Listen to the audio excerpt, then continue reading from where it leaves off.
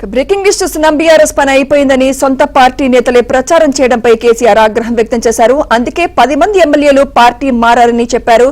కొందరు నేతలు భ్రమల్లో నుంచి బయటకు రావాలని కేసీఆర్ చురకలంటించారు. ఇదే అంశంపై మరింత సమాచారం మా ప్రతినిధి నరేష్ అందిస్తారు. నరేష్,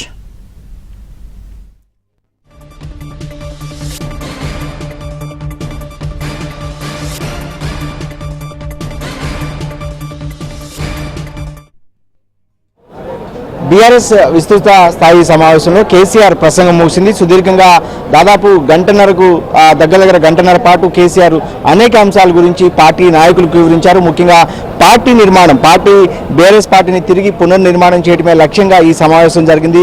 పూర్తిగా పార్టీ నిర్మాణము, సంస్థాగత నిర్మాణంతో పాటు సభ్యత్వ నమోదుతో పాటుగా కార్యకర్తలకు, క్యాడర్కు, అదేవిధంగా నాయకులకు కొంత సీరియస్గానే కేసీఆర్ కొన్ని అంశాల మీద వార్నింగ్ కూడా ఇచ్చినట్టు సమాచారం. వాస్తవానికి ఈ విస్తృత స్థాయి సమావేశంలో దాదాపు 300 నుంచి 400 మంది ప్రతినిధులు పాల్గొన్నారు. అయితే అనేక అంశాల మీద, ముఖ్యంగా పార్లమెంట్ ఎన్నికల్లో ఓడిపోయిన సందర్భంగా సొంత పార్టీ నాయకులే బీఆర్ఎస్ పార్టీ పని అయిపోయిందంటూ కూడా ప్రచారం చేశారు. ఇది సరైంది కాదు.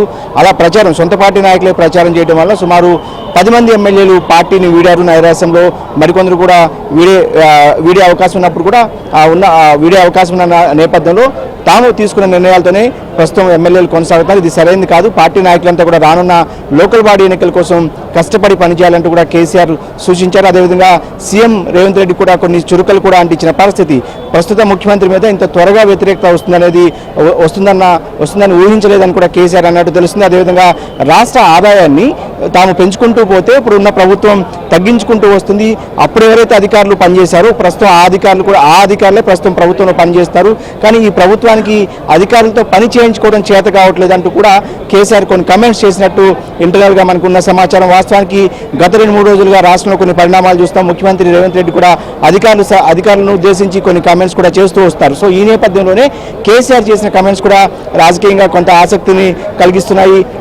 ఎప్పుడైతే బీఆర్ఎస్ ప్రభుత్వంలో ఉన్న అధికారులు ఎవరైతే ఉన్నారో 10 ఏళ్ల పాటు వాళ్ళే ప్రస్తుతం తెలంగాణ రాష్ట్రంలో అధికారులుగా కొనసాగుతున్నారు. కానీ ఈ ప్రభుత్వానికి పని చేయించుకోవడం చేత కావట్లేదు అనేది కేసీఆర్ చెప్పిన మాట. ఇక కమ్యూనిస్ట్ పార్టీని ఉద్దేశించి కూడా కొన్ని కామెంట్స్ కేసీఆర్ చేసినట్టు తెలుస్తుంది. వాస్తవానికి ప్రజల పక్షాన, అంటే కమ్యూనిస్టులు అంటే ఎప్పుడు కూడా ప్రజల పక్షాన, పేదల పక్షాన పోరాటం చేస్తూ ఉంటారు. అలాంటి కమ్యూనిస్టులు అధికార కాంగ్రెస్ పార్టీతో అంటగాగుతున్నారు, తొత్తులుగా మారారంటూ కూడా వాళ్ళని ఉద్దేశించి కూడా కేసీఆర్ కొన్ని కమెంట్స్ కూడా చేసినట్టు తెలుస్తుంది. ఇక ముఖ్యంగా పార్టీ నిర్మాణం మీదే ఎక్కువగా ఫోకస్ పెట్టిన కేసీఆర్ సుదీర్ఘంగా ప్రసంగించారు. దాదాపు గంటన్నర పాటు ప్రసంగించారు. ఈ ప్రసంగంలో అటు తెలుగుదేశం పార్టీ ప్రస్తావన కూడా రావడం కొంత ఆసక్తిని కలిగిస్తుంది. తెలుగుదేశం పార్టీ స్థాపించిన తొలినాళ్లలో 1982 మార్చి 29న ఎన్టీ రామారావు అప్పట్లో తెలుగుదేశం పార్టీని స్థాపించారు. అప్పటి నుంచి కూడా తామంతా కూడా తెలుగుదేశం పార్టీలో పనిచేసే అవకాశం కలిగింది. తెలుగుదేశం పార్టీ స్థాపించిన తొలినాళ్లలో ఎన్టీ రామారావు లాంటి నాయకుడు కూడా కొన్ని సవాళ్లు ఎదురయ్యాయి. కానీ ఎదుర్కొని నిలబడ్డారు. కాబట్టి తర్వాత తెలుగుదేశం పార్టీ చాలా బలంగా, పటిష్టంగా ఉంది. ఆ స్ఫూర్తితోనే బీఆర్ఎస్ పార్టీని ముందుకు తీసుకువెళ్లాలంటూ కూడా ఈ అంశాన్ని కూడా కేసీఆర్ చెప్పడం కొంత ఆసక్తిని కలిగిస్తుంది. అదేవిధంగా యువ నాయకులను ఉద్దేశించి, ముఖ్యంగా ఎవరైతే యువ నాయకులు ఉన్నారో వాళ్ళంతా కూడా కష్టకాలంలో పనిచేయండి, భవిష్యత్తులో మీరే ఎమ్మెల్యేలు అవుతారు, ఏదైతే పార్టీ కార్యక్రమాల్లో చురుగ్గా పాల్గొనాలంటూ కూడా కేసీఆర్ సూచించినట్టు తెలుస్తుంది. అదేవిధంగా కొన్ని కమిటీలు, వాస్తవానికి మహిళా అధ్యక్షురాలు దాదాపుగా ఒక పార్టీకి సంబంధించి 7 ఏడాదికి పైగా మహిళా అధ్యక్షులు కూడా లేరు, అనేక అనుబంధ విభాగాలు కూడా లేవు. ఈ నేపథ్యంలోనే మహిళా అధ్యక్షులను కూడా త్వరలోనే నియమించుకుందామంటూ కూడా కేసీఆర్ చెప్పినట్టు సమాచారం. ఇక్కడ ఖచ్చితంగా మహిళా అధ్యక్షుల గురించి మాట్లాడాల్సి వస్తుంది. ఎందుకంటే బీఆర్ఎస్ ప్రభుత్వం మీద ఒక విమర్శ ఉంది. 2014 నుంచి 2018 వరకు తొలి ప్రభుత్వంలో బీఆర్ఎస్ పార్టీకి సంబంధించి క్యాబినెట్లో ఒక మహిళా మంత్రి కూడా లేదన్న అపవాదు ఈ రోజుకి బీఆర్ఎస్ పార్టీని వేధిస్తుంది. అనేక సందర్భాల్లో ఈ అంశాన్ని ఏదైతే ప్రత్యేక పార్టీలు విమర్శలు చేస్తుంటే ఈ నేపథ్యంలోనే మహిళా అధ్యక్షులను నియమించడంతో పాటుగా సభ్యత్వ నమోదు కూడా చాలా సీరియస్గా చేపట్టాలనేది కేసీఆర్ సూచించారు. ఈ సభ్యత్వ నమోదుకు సీనియర్ నాయకుడు, మాజీ మంత్రి ఉన్న హరీష్ రావును ఇన్ఛార్జిగా కేసీఆర్ నియమించారు. ఏప్రిల్ 10వ తేదీన హైదరాబాద్లో బీఆర్ఎస్ పార్టీ ప్రతినిధుల సభ, డెలిగేట్స్ సమావేశాన్ని కూడా ఏప్రిల్ 10న నిర్వహించాలని చెప్పి కేసీఆర్ నిర్ణయించారు. అందులో భాగంగానే సభ్యత్వ నమోదు కూడా ఆ రోజే ప్రారంభం కాబోతుంది. మండల స్థాయి, నియోజకవర్గ స్థాయి, రాష్ట్ర స్థాయిలో కమిటీలను నియమించుకుని సభ్యత్వాన్ని ముందుకు తీసుకెళ్లాలని చెప్పి కేసీఆర్ పార్టీ నాయకులకు దిశానిర్దేశం చేశారు. అదేవిధంగా ఏడాది పొడుగునా ఏదైతే 24 ఏళ్లు ముగిసి 25 సంవత్సరంలోకి బీఆర్ఎస్ పార్టీ అడుగు పెట్టబోతుంది. అప్పటి టీఆర్ఎస్ పార్టీ, ప్రస్తుతం బీఆర్ఎస్ పార్టీగా ఉంది. సో ఈ నేపథ్యంలోనే ఏప్రిల్ 27వ తేదీ నుంచి రానున్న 2026 ఏప్రిల్ 27 వరకు కూడా 27 వరకు కూడా ఏడాది పొరుగున సిల్వర్ జూబ్లీ పేరుతో వేడుకలు నిర్వహించాలనేది కేసీఆర్ సూచించినట్టు తెలుస్తుంది. అదేవిధంగా డీలిమిటేషన్ అంశాన్ని కూడా కేసీఆర్ ప్రస్తావించడం కొంత రాజకీయంగా ఆసక్తిని కలిగిస్తుంది. రాష్ట్ర పునర్విభజన ఏదైతే రాష్ట్ర విభజన సందర్భంగా అప్పుడు చట్టంలో పేర్కొన్నట్టుగా అటు ఆంధ్రప్రదేశ్లో ఇటు తెలంగాణలో నియోజకవర్గాల పెంపు అనేది చాలా కాలంగా పెండింగ్లో ఉంది. ఖచ్చితంగా ఈసారి 2026లో 160 నియోజకవర్గాలు కాబోతున్నాయి. 156 లేదా 160 నియోజకవర్గాలు తెలంగాణలో. ప్రస్తుతం 119 ఉన్న అసెంబ్లీ నియోజకవర్గాలు 156 నుంచి 160కి పెరగబోతున్న నేపథ్యంలో అనేక మందికి అవకాశాలు రాబోతున్నాయి. యువత కష్టపడి పనిచేయండి, పార్టీలో ఉన్న వాళ్ళందరూ కూడా కేసీఆర్ కొంత జోష్ నింపే ప్రయత్నం కూడా చేసినట్టు తెలుస్తుంది. పార్టీ క్యాడర్ కావచ్చు, అదేవిధంగా యువ నాయకులు కావచ్చు. సో అనేక మందికి అవకాశాలు వస్తాయి కాబట్టి వాళ్ళే భవిష్యత్తులో ఎమ్మెల్యేలు కాబోతున్నారు 2-3 ఏళ్లలోనే. ఇంకా ఉప ఎన్నికల గురించి కూడా అదేవిధంగా 160 నియోజకవర్గాలకి అయితే మహిళలకు 53 స్థానాలు కూడా కేటాయిస్తూ ఉంటారు. అంటే మహిళలకు ఏదైతే 33% ఇవ్వాల్సి ఉంటుందో దాన్ని ఉద్దేశించి కూడా కేసీఆర్ ఇక్కడ మాట్లాడడం కూడా కొంత ఆసక్తిని కలిగిస్తుంది.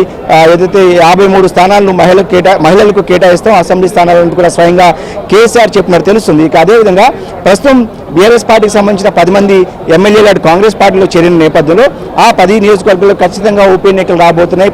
క్యాడర్ అంతా కూడా సిద్ధంగా ఉండాలంటూ కూడా కేసీఆర్ చెప్పినట్టు తెలుస్తుంది. ఏదైతే పార్టీ ఫిరాయించిన ఎమ్మెల్యేలకు సంబంధించిన వ్యవహారం ప్రస్తుతం సుప్రీంకోర్టులో ఉన్న నేపథ్యంలో రేపో మాపో ఖచ్చితంగా వాళ్ళ మీద డిస్క్వాలిఫై అవుతారు ఆ ఎమ్మెల్యేలంతా కూడా.